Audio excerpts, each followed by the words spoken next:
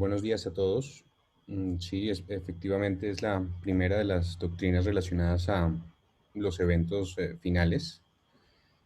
Em, Sin embargo, como hemos visto, muchas de las doctrinas tienen una imposibilidad de poder darse simplemente en un periodo o en un tiempo de 40 minutos, una hora. Es bastante complicado. Por eso hoy vamos a ir a la parte práctica, digámoslo así, de esta doctrina, de esta creencia, perdón.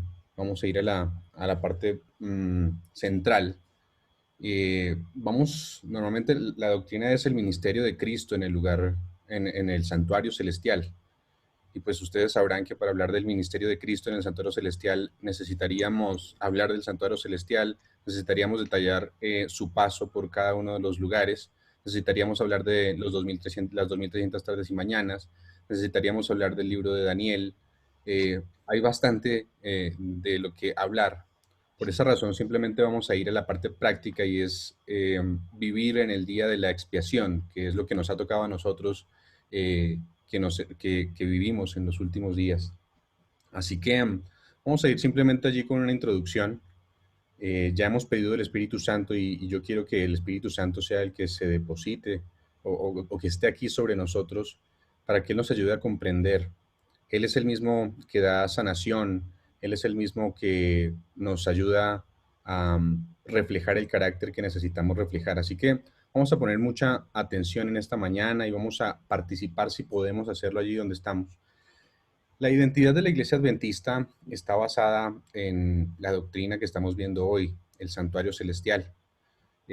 Cuando ustedes van a la historia denominacional, allí a la historia, se van a dar cuenta que este pueblo nació con base en Daniel 8:14. Daniel 8:14 se refiere específicamente a que el santuario en el cielo iba a ser purificado. Los primeros, los pioneros y los mileritas entendieron equivocadamente el evento específicamente, lo entendieron, digamos, de manera distinta, y al entenderlo de manera distinta, pues tuvieron algunos problemas, pero nada que no estuviera profetizado en la palabra de Dios. Era necesario que existiera un chasco en relación a lo que iba a pasar en el santuario celestial. Conocemos también que Dios le dijo a Moisés que hiciera un santuario terrenal. Ese santuario terrenal era una copia del original, el que estaba en el cielo. Y allí lo que quería hacer Dios básicamente era mostrar el plan de la salvación. Eso era lo que iba a hacer, lo que quiere Dios a través del santuario. Por eso es un pilar de nuestra iglesia. Si nosotros quitáramos la doctrina, en la creencia del santuario, si, si quitáramos esta preciosa verdad, definitivamente tendríamos que remover a la iglesia adventista, porque esa es nuestra identidad. A veces, siempre lo he dicho, pero a veces se nos olvida también nuestra identidad. Sin embargo, es bastante importante entender su ministerio allí en el cielo para saber cómo nosotros podemos ser salvos, para saber de qué manera somos salvos y cómo podemos mirar a Jesús para ser transformados.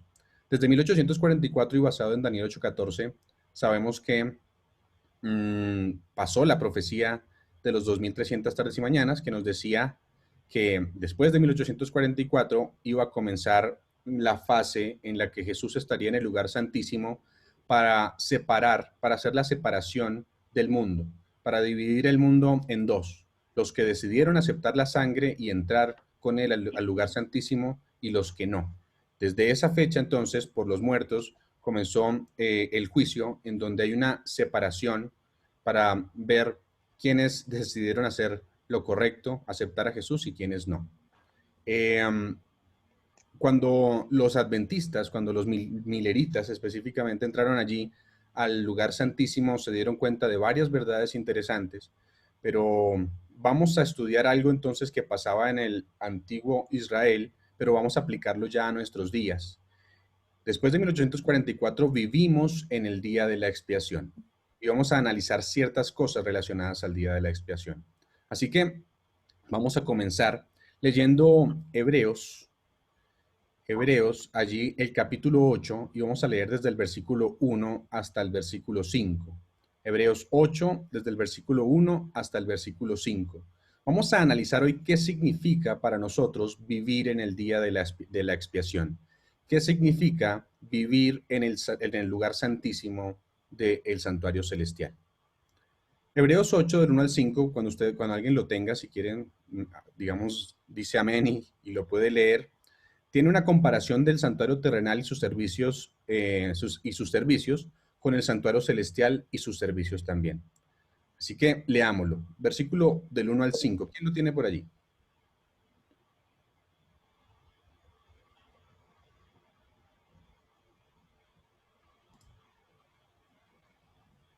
Sí, yo lo tengo. Muchas gracias, hermano. 8 del 1 al 5. Dice así. Ahora bien, el punto principal de lo que venimos diciendo es que tenemos tal sumo sacerdote, el cual se sentó a la diestra del trono de la majestad en los cielos, ministro del santuario y de aquel verdadero tabernáculo que levantó el Señor y no el hombre. Porque todo sumo sacerdote está constituido para presentar ofrendas y sacrificios, por lo cual es necesario que también éste tenga algo que ofrecer. Así que, si estuviese sobre la tierra, ni siquiera sería sacerdote, habiendo aún sacerdotes que presentan las ofrendas según la ley, los cuales sirven a lo que es figura y sombra de las cosas celestiales, como se le advirtió a Moisés cuando iba a erigir el tabernáculo, diciéndole, mira, haz todas las cosas conforme al modelo que se te ha mostrado en el monte. Amén. Amén. Muy bien, allí vemos cómo, por ejemplo, el versículo 2 nos dice eh, que el santuario, allí el versículo 2 por ejemplo, dice, ministro del santuario y de aquel verdadero tabernáculo que levantó el Señor y no el hombre, está haciendo referencia al santuario celestial.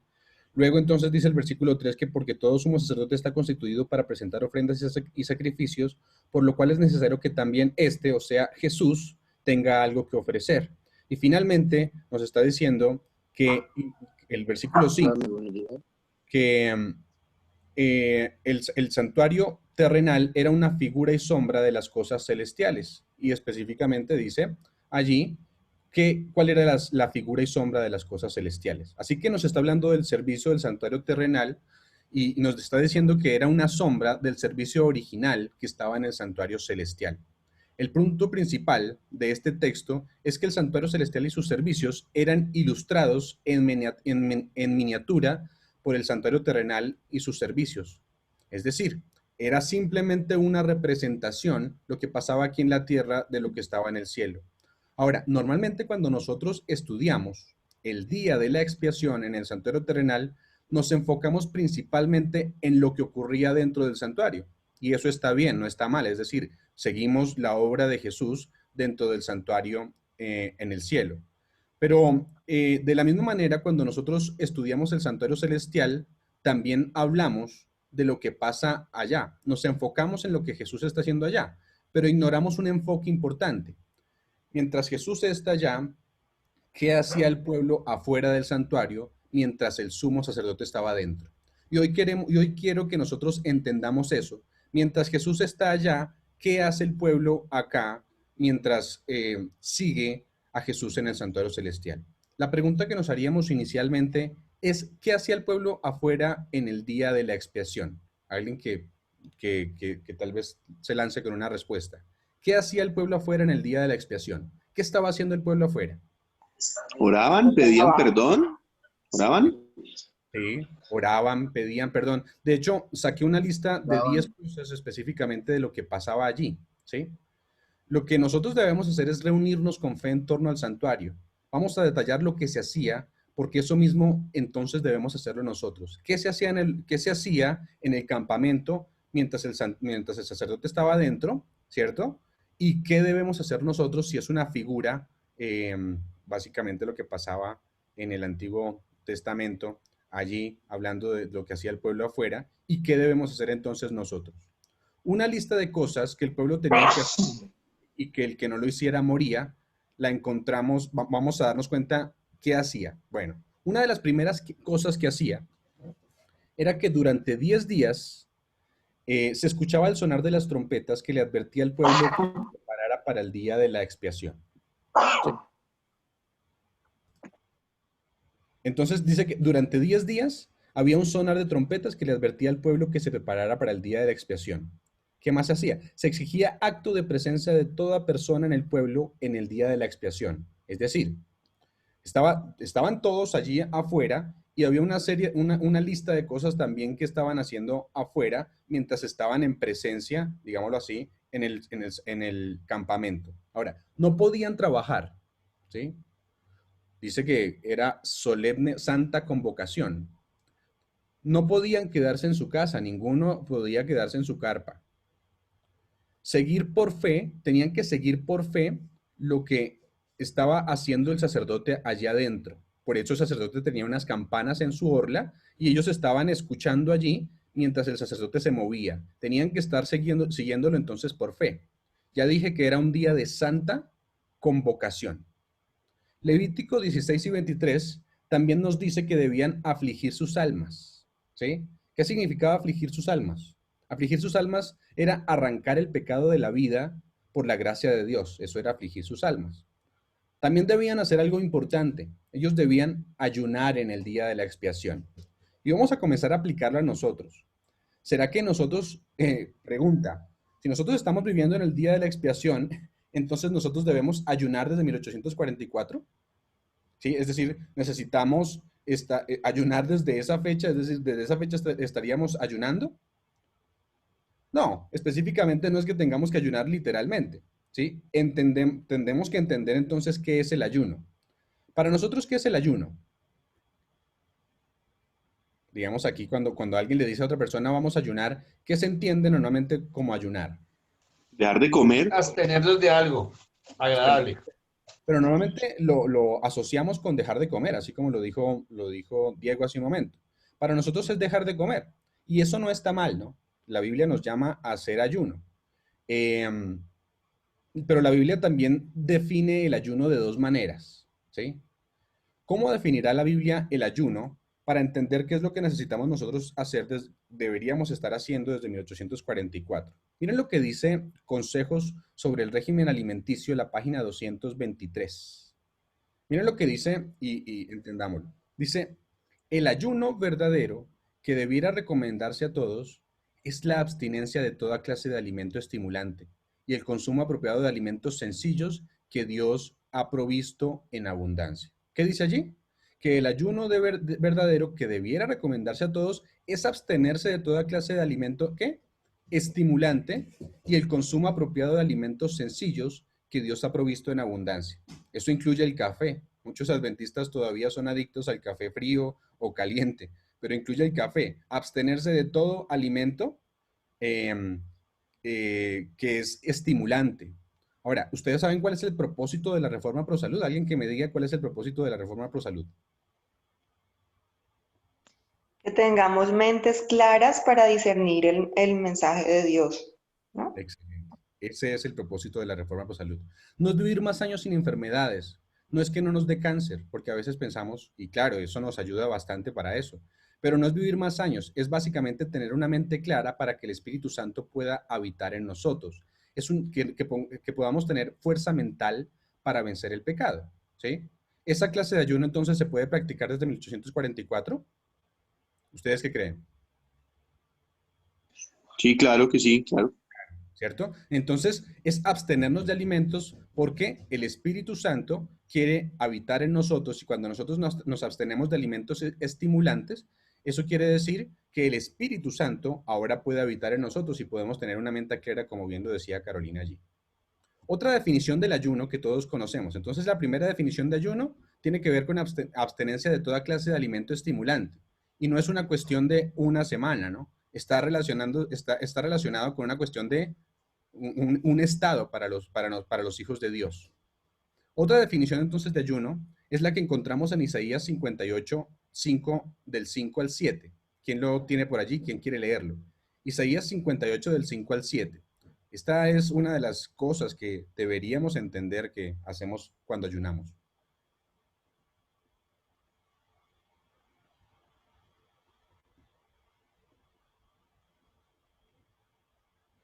Lo leo.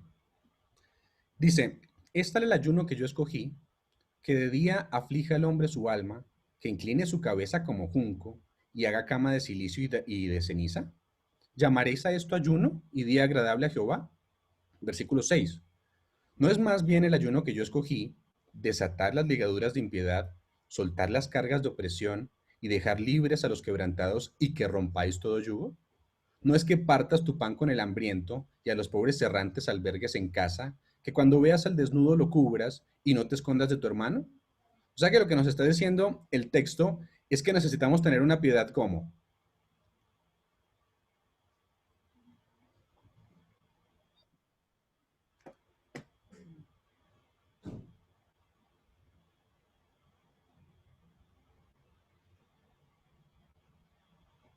Bien, ok. El texto nos dice que debemos tener una piedad práctica, ¿sí? El ayuno correcto es una piedad práctica. Tenemos entonces dos definiciones de ayuno. Abstenernos de toda clase de alimento estimulante que nos haga daño y que altere nuestra relación directa con Dios, y la piedad práctica. Esa es la clase de ayuno que necesitamos hacer en el día de la expiación. Por eso en el día de la expiación se ayunaba, lo dice Levítico 16 y 23. Así que una de las primeras cosas es que necesitamos ayunar. Y ayunar entendiéndolo como ya lo acabamos de decir. Ahora, ¿qué más no se podía hacer en el día de la expiación? En el día de la expiación no se podía hacer trabajo servil. Entonces hago la pregunta. No trabajamos desde 1844 porque en el día de la expiación no se podía hacer trabajo servil. No, ¿cierto? Eh, ellos no podían trabajar porque tenían que estar allí meditando en lo que estaba pasando.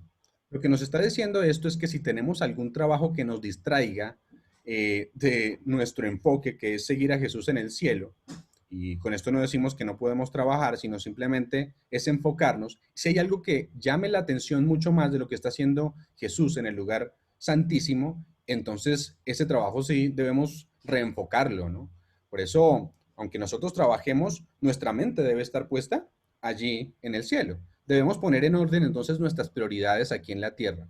Mientras el sacerdote estaba borrando los pecados del santuario, el pueblo de Dios estaba borrando los pecados de su vida.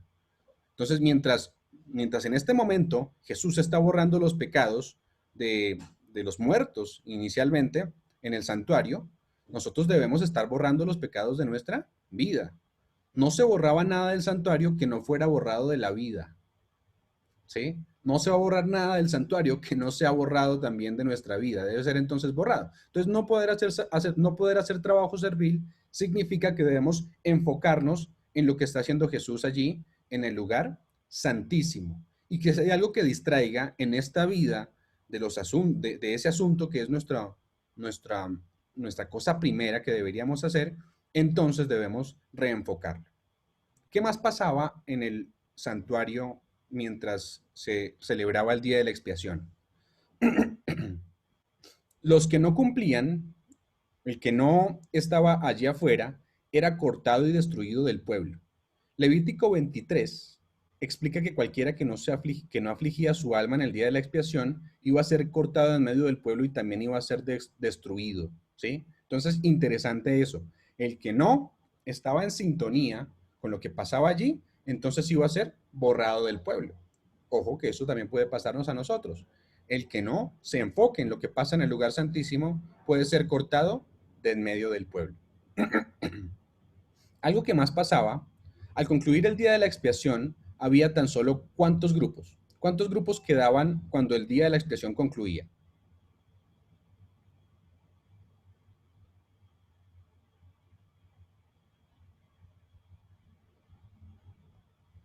¿Dos? Dos. Gracias. Dos grupos, los que habían entrado al lugar santísimo por la fe y los que descuidaron hacerlo, ¿sí? Los que pasen por el tiempo de angustia final necesitarán lo mismo, una preparación especial para el tiempo de prueba. Sus vidas tendrán que ser totalmente limpias del pecado, pues deberán vivir en la presencia de Dios sin intercesor. Por el poder de Dios combinado con sus propios esfuerzos, entonces tendrán que ser vencedores en la batalla contra el mal. O sea que solo quedaban dos grupos. Los que son valientes, lo que dice la palabra de Dios, esfuérzate y sé valiente, ¿cierto? Y los que no, los que por descuido no seguían la obra del sacerdote. Entonces necesitamos, como el pueblo final necesitará vivir sin intercesor, nuestras vidas deben estar en tal consonancia con Dios que sea una costumbre para nosotros, no solo una costumbre, sino algo natural en nosotros, seguir a Jesús en el santuario celestial. El conflicto de los siglos, página 480, nos habla de este momento, ¿sí? Dice, nos habla de lo que deberíamos estar haciendo. Dice, estamos viviendo ahora en el gran día de la expiación, cuando en el servicio simbólico el sumo sacerdote hacía la propiciación por Israel. Todos debían afligir sus almas arrepintiéndose de sus pecados y humillándose ante el Señor, si no querían verse separados del pueblo. De la misma manera, todos los que desean que sus nombres sean conservados en el libro de la vida, deben ahora, en los pocos días que les quedan de este tiempo de gracia, afligir sus almas ante Dios con verdadero arrepentimiento y dolor por sus pecados. No sé si lo escucharon. Hay que escudriñar honda y sinceramente el corazón. Hay que deponer el espíritu liviano y frívolo al que se entregan tantos cristianos de profesión. Empeñada lucha espera a todos aquellos que quieran subyugar las malas inclinaciones que tratan de dominarlos. La obra de preparación es una obra individual. No somos salvados en grupos, ¿sí? No porque nos conectemos todos esta mañana ya estamos salvados, no. La pureza y la devoción de uno no suplirá la falta de esas cualidades en el otro. Si bien todas las naciones deben pasar en juicio ante Dios, sin embargo, Él examinará el caso de cada individuo en un modo tan rígido y minucioso como si no hubiese otro ser en la tierra. Cada cual tiene que ser probado y encontrado sin mancha, ni arruga, ni cosa semejante. ¿Ustedes creen que la Biblia corrobora lo que está diciendo Elena de White? Seguramente. Vamos a ir a Hebreos, el capítulo 12, y versículos 14 al 17, y luego del 28 y el 29. ¿Sí? Hebreos aquí nos recuerda a alguien, nos recuerda a Esaú. Y yo hago la pregunta, si todavía están conectados o si ya no, pues... Esaú, ¿cómo era la religión de Esaú? Era indiferente. Él vivía solo para el presente, ¿sí? Esaú solamente vivía para el presente, era indiferente. Ustedes pueden recordar que regresa con hambre del campamento y cuando regresa entonces ve que Jacob preparó una sopa allí, un guiso allí que se veía muy rico y entonces Esaú lo que ve en el momento es lo que tiene en su vista, ¿cierto? No ve más allá. Esaú lo que le interesaba era, pues, barriga llena, corazón contento, ¿no? Eso es lo que le interesaba a Esaú.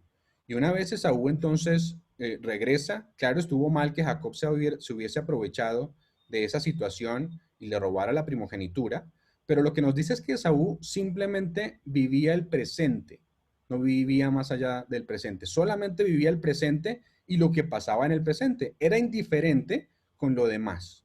Entonces Esaú vendió su alma para tener algo inmediato aquí. No sé si se puede comparar con nosotros. Podemos a veces estar vendiendo nuestra alma por tener algo inmediato aquí. Bienes, posesiones, reconocimiento, cualquiera de esas cosas podemos ofrecerlas por lo que nos ofrece Dios. ¿Sí? Versículo 15 de Hebreos 12, no sé si alguien lo tiene por allí.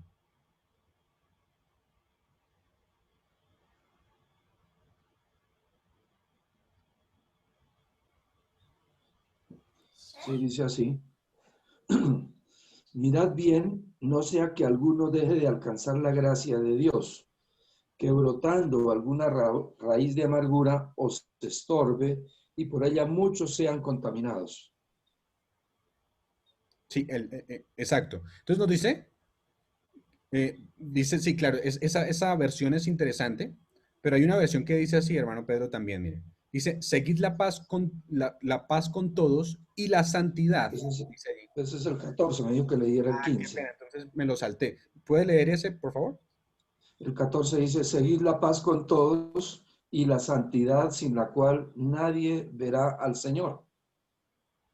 Exacto. Seguid la paz con todos y la santidad sin la cual nadie verá al Señor. Y ahora sí dice lo que leyó el hermano Pedro. Mirad bien, no sea que alguno deje de alcanzar la gracia de Dios que brotando alguna raíz de amargura os estorbe y por ello muchos sean contaminados. Entonces, actualmente se habla mucho del perdón, pero poco de la santidad. ¿Sí? Entonces, hablamos mucho y hacemos sobresalir el perdón, pero se nos olvida a veces que también necesitamos la santidad. Aquí nos dice específicamente que sin santidad nadie verá al Señor. Bienaventurados los de limpio corazón, dice la Biblia también, porque ellos verán a quién, a Dios. Si el corazón está limpio, entonces las palabras también van a estar limpios, porque como ya sabemos, de la abundancia del corazón habla la boca. Versículo 16.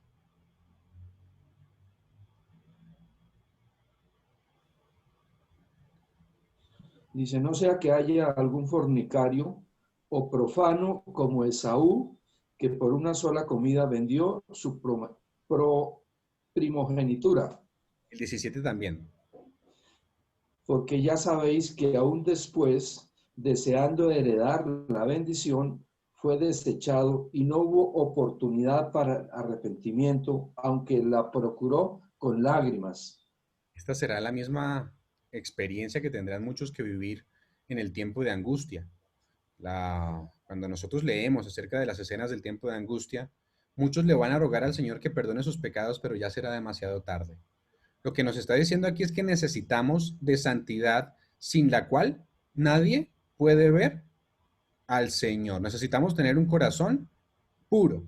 El versículo 28 y 29 del mismo capítulo nos dice así: así que, recibiendo nosotros un reino inconmovible, tengamos gratitud y mediante ella sirvamos a Dios, agradándole con temor y reverencia, porque nuestro Dios es fuego consumidor. Así que, ¿se exige una preparación especial para vivir en este momento en el día de la expiación? Sí, completamente. Leamos también Primera de Juan 3 del 1 al 3, a ver si nos pide alguna preparación especial. Primera de Juan 3 del 1 al 3.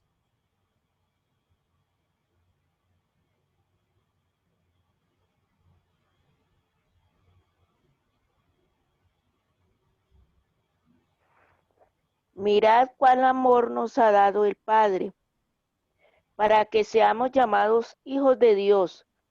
Por todo esto el mundo no nos conoce porque no le conoció a Él. Amados, ahora somos hijos de Dios y aún no se ha manifestado lo que hemos de ser, pero sabemos que cuando Él se manifieste, seremos semejantes a Él, porque le veremos tal como Él es. Y todo aquel que tiene esta esperanza en Él, se purifica a sí mismo, así como Él es puro. Muchas gracias, hermana Teresa.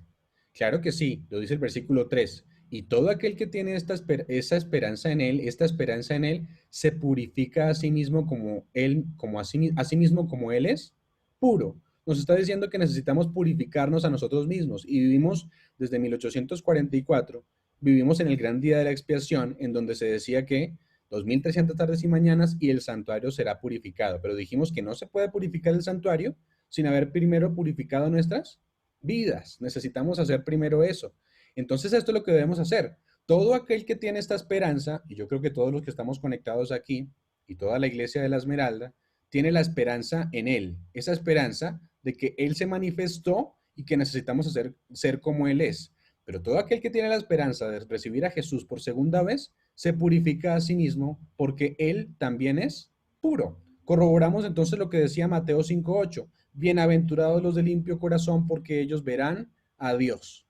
Se habla mucho actualmente también de la gracia, y claro que hay que hablar de la gracia. La gracia es el don inmerecido de Dios, pero miren lo que dice Tito acerca de la gracia. Tito 2, del versículo 11 al 14, y lo voy a leer porque sé que están ocupados. Desde el versículo 11. Porque la gracia de Dios se ha manifestado para salvación a todos los hombres. ¿Qué dice allí? La gracia de Dios se ha manifestado para salvación a todos los hombres, enseñándonos que renunciando a la impiedad y a los deseos mundanos, Vivamos en este siglo sobria, justa y piadosamente. ¿Qué nos enseña la gracia? Mire, el versículo 13 nos dice, ¿qué nos enseña esa gracia? Aguardando la esperanza bienaventurada y la manifestación gloriosa de nuestro gran Dios y Salvador Jesucristo, quien se dio a sí mismo por nosotros para redimirnos de toda iniquidad y purificar para sí un pueblo propio, celoso de buenas obras. La gracia que nos enseña que debemos purificarnos y que esa purificación, una vez aceptada la gracia, una vez puesta la gracia en nuestras vidas, entonces la gracia produce buenas obras. La pregunta que nos hacemos o que nos haríamos es entonces, ¿quién podrá estar firme en ese día? Y vamos a ver varios textos que nos hablan de quién puede estar firme en este momento cuando vivimos en el día de la expiación. Vamos a ir a Apocalipsis 6, desde el versículo 14 hasta el 16. Desde Apocalipsis 6, 14 al 16. Estos versículos describen la segunda venida de Cristo. ¿Quién lo tiene por allí? Apocalipsis 6, del 14 al 16. Yo lo tengo.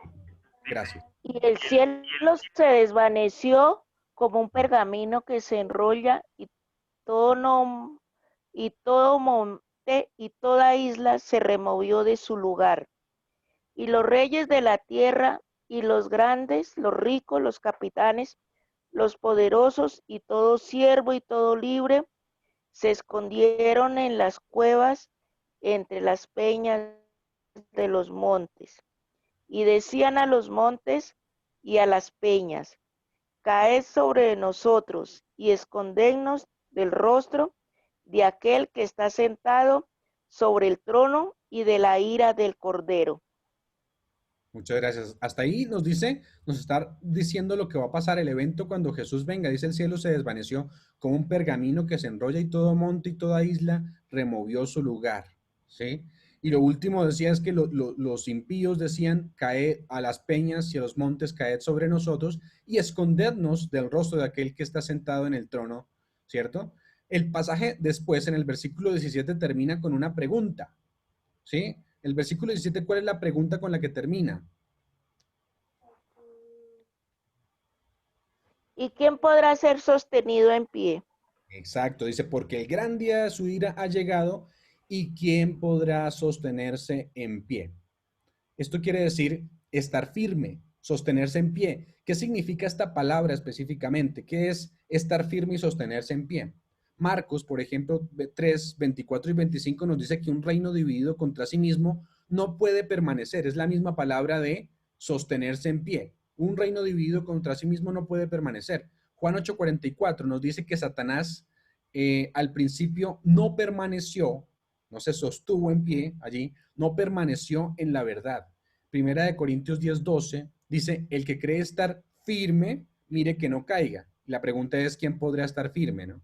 Efesios 6, del 11 al 13 dice también así, vestíos de toda la armadura de Dios para que podáis estar firmes contra las acechanzas del diablo, porque no tenemos lucha contra sangre y carne, sino contra principados, contra potestades, contra los gobernadores de las tinieblas de este siglo, contra huestes espirituales de maldad en regiones celestes. Por tanto, tomad toda la armadura de Dios para que podáis resistir. La primera cosa que decía era estar firmes en el día malo, habiendo acabado todo esto, estad firmes, nos está diciendo. Segunda de Timoteo 2:19 también nos dice, pero el fundamento de Dios está firme, teniendo este sello, conoce el Señor a los que son suyos y apártese de iniquidad todo aquel que invoca el nombre de Cristo. Y finalmente, Lucas 21:36 nos dice, velad pues, en todo tiempo orando que seáis tenidos por dignos de escapar de todas estas cosas que vendrán y de estar en pie delante del Hijo del Hombre. Entonces, ¿qué significa la pregunta? La pregunta de quién podrá estar firme es, ¿quién no caerá? ¿Quién va a estar firme cuando Jesús venga? La pregunta se revela en el siguiente versículo, ¿sí? Allí en el siguiente capítulo. El siguiente capítulo dice que los que podrán estar firmes van a ser los 144,000 sellados. Apocalipsis 7 del 1 al 4. Si quiere Diego allí que había leído previamente. Apocalipsis 7 del 1 al 4 dice que este pasaje describe el sellamiento de los 144,000, pero dense cuenta que todavía no describe su carácter. Pero ¿quién podrá estar firme? Apocalipsis 7 del 1 al 4. Dice, 7 como al 4. Después Escucha de lejos. esto vi a 4 ángeles en pie 7 sobre del los 1 al 4 dice. Un momento, Después hermano. de esto vi, Un momento, es que ahí estaba leyendo ya Diego, solo que es que se le escucha muy lejos a Diego. Muchas gracias ahí. ¿Me oyen bien? Un poco lejos. Después de esto vi a 4 ángeles en pie sobre los 4 ángulos de la tierra, que detenían los 4 vientos de la tierra para que no soplase viento alguno sobre la tierra, ni sobre el mar, ni sobre ningún árbol. Vi también a otro ángel que subía de donde sale el sol y tenía el sello del Dios vivo, y clamó a gran voz a los 4 ángeles a quienes se les había dado el poder de hacer daño a la tierra y al mar, diciendo: no hagáis daño a la tierra, ni al mar, ni a los árboles, hasta que hayamos sellado en sus frentes a los siervos de nuestro Dios. Y oí el número de los sellados, 144,000 sellados de todas las tribus de los hijos de Israel. Hasta ahí. Muy bien, muchas gracias. Dice, la pregunta es, ¿quién podrá permanecer en pie? ¿Quién podrá estar de pie cuando Jesús venga? Y la respuesta es, estos 144,000 que vio Juan. ¿Quiénes son los 144,000? Bueno, yo estoy seguro que estoy seguro que es un número simbólico, pero lo más importante no es si es un número simbólico o literal. Lo más importante es que si estamos vivos en ese momento, es que estemos en ese grupo. El punto importante es que podamos estar sellados. Esta escena de colocar el sello, ese sello que dice allí, 144,000 que son sellados, esta escena de colocar el sello sobre la frente, bien, se ve también en Ezequiel 8 y 9. Ustedes podrán recordar lo que pasa en Ezequiel 8 y 9. En Ezequiel 8 y 9 se nos habla de algunas abominaciones, ¿sí? Y ustedes van avanzando en el capítulo y van encontrando cada vez una abominación peor, ¿sí? Encuentran a un grupo de personas que son los líderes de la iglesia que están ofreciendo, por ejemplo, adorando al dios Sol en el mismo santuario, ¿sí? Ahora, cuando llega precisamente, cada vez hay una abominación peor, llegan a esta. La abominación más terrible es que los líderes están adorando al Sol. Pues ya sabemos que Dios no creó al Sol para ser adorado.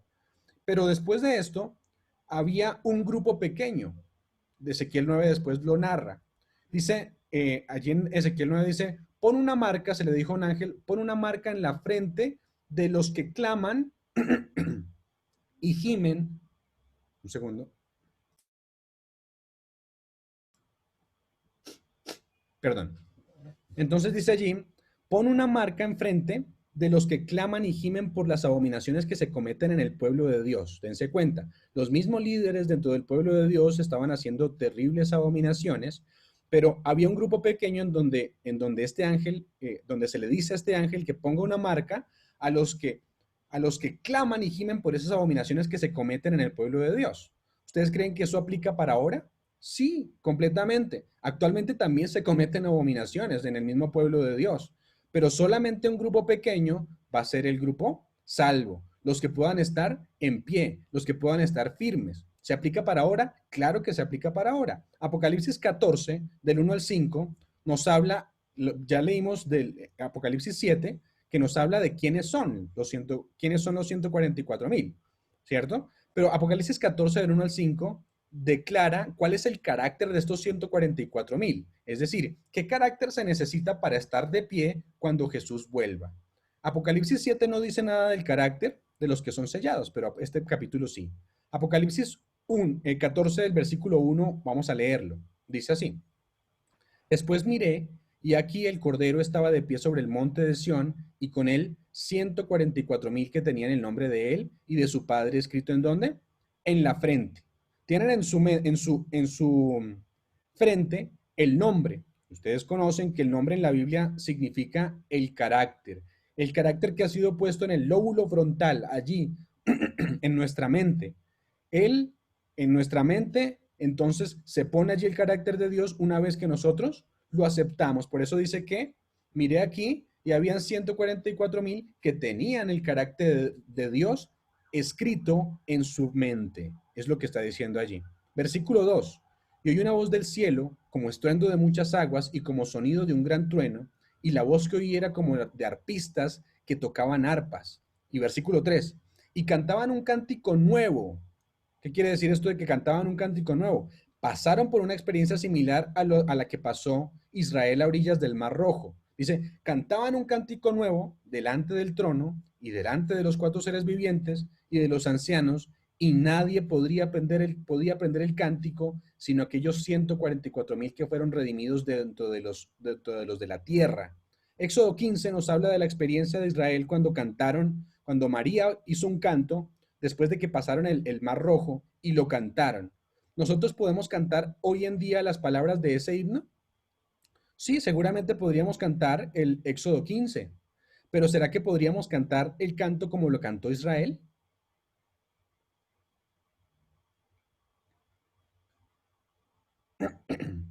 Bueno, seguramente no.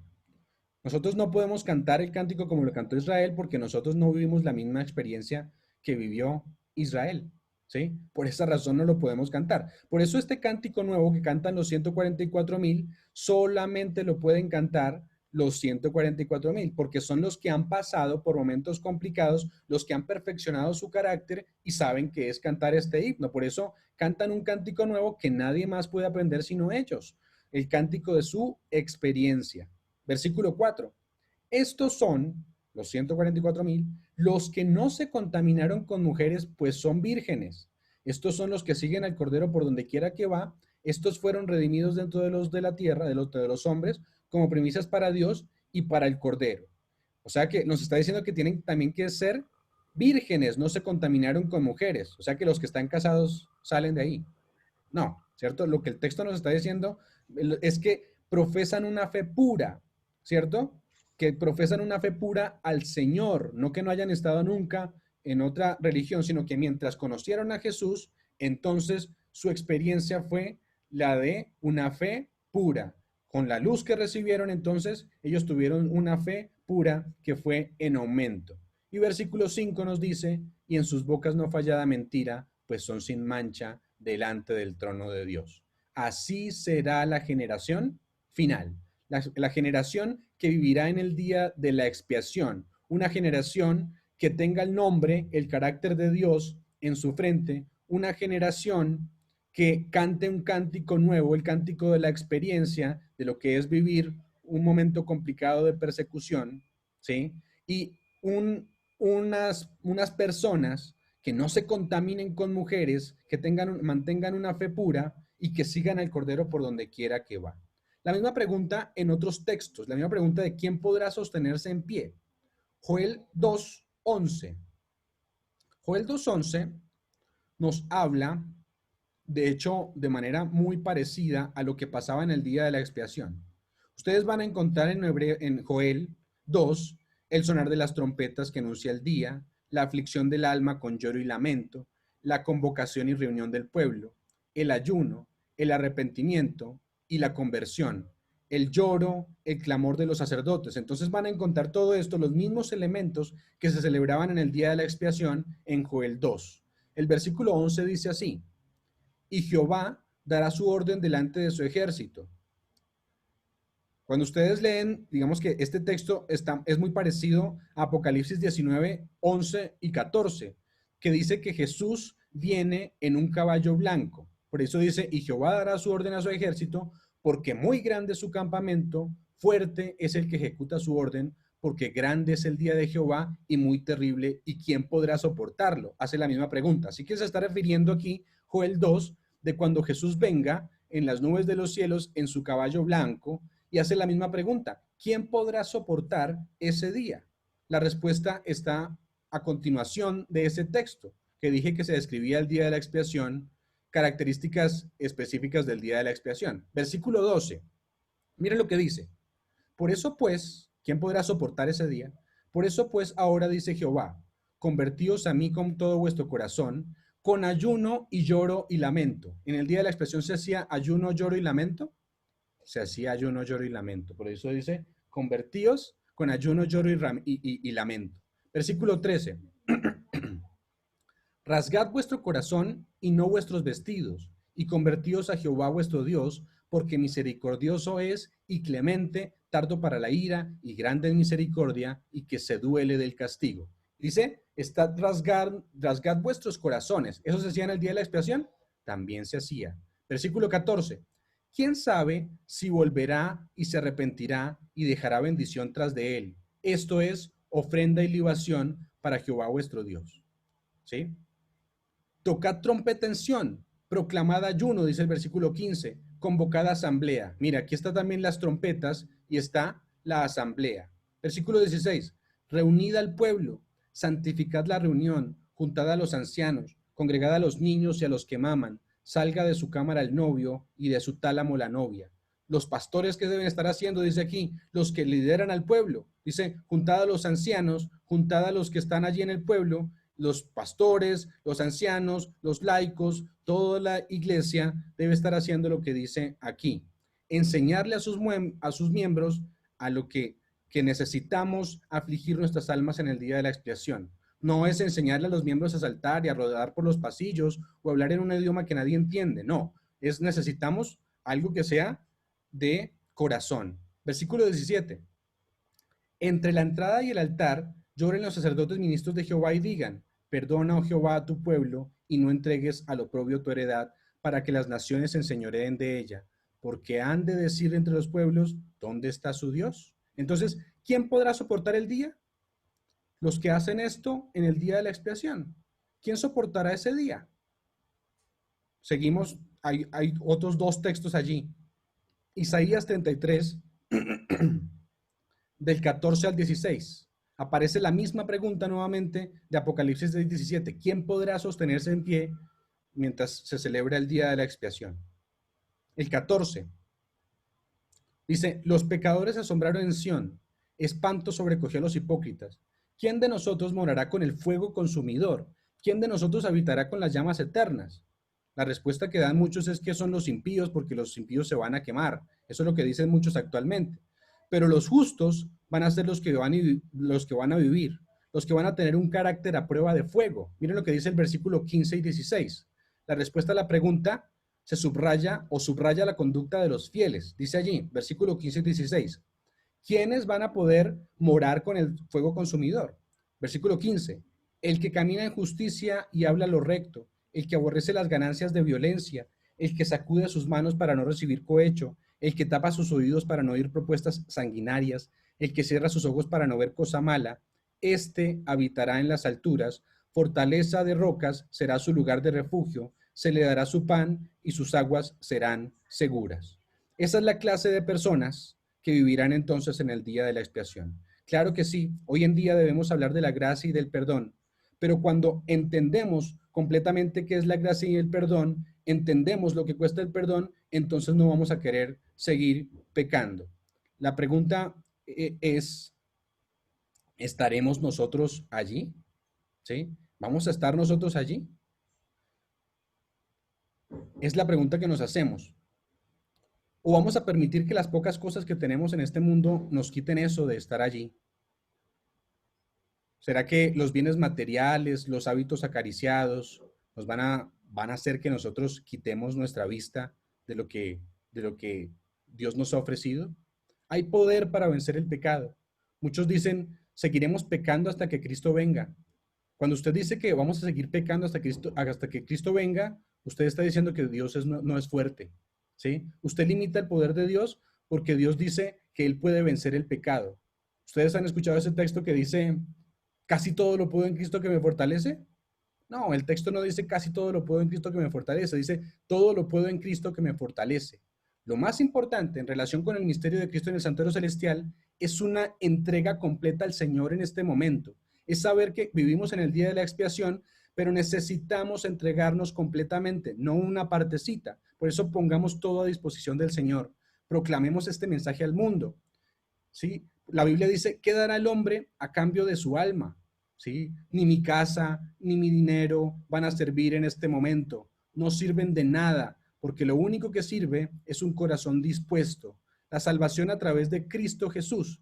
Mirando a Jesús, vencemos el pecado, mirándole en el lugar santísimo, no mirando a la persona que está al lado, no mirándolas o criticando a la persona que encontramos al lado. Tenemos que luchar contra con nuestros problemas sin estar criticando a otros. Consagremos nuestras vidas sin reservas al Señor. Compartamos las nuevas de Cristo Jesús con las personas con las que entremos en contacto. No tengamos miedo de hablar a otros porque Él nos va a dar las palabras si se lo pedimos. Este es como tal, hablando de lo que debemos hacer en el día de la expiación. Cristo está celebrando en este momento en el lugar santísimo, está pasando cada uno de los nombres. Todavía no nos ha tocado a nosotros, pero nuestro deber es hacer lo que hacía el pueblo en el día de la expiación, es consagrarse completamente. Esa es la importancia que tiene el santuario en nuestras vidas, que cuando miramos al lugar santísimo ya no podemos ser iguales. Cuando miramos la obra que Él está haciendo allí, nuestras vidas deben ser diferentes. Que el Señor nos pueda bendecir, que podamos realmente tener cambios, que podamos comprender que la creencia acerca del día, acerca del ministerio de Cristo en el santuario celestial tiene que ver con nosotros. No tiene que ver solamente con aprendernos fechas y aprendernos todo lo que pasa y la historia denominacional. Tiene que ver con un cambio en nuestra vida, que nosotros podamos transformar nuestras vidas, mirarnos a nosotros mismos y entonces en ese momento Cristo va a poder venir por los que son suyos. Amén. Vamos a terminar con Amén.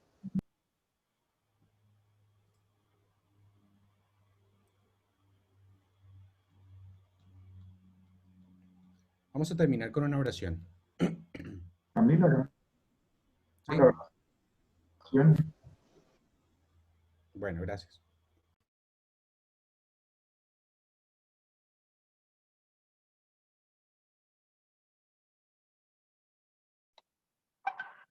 Sí, Camilo, termine con la oración.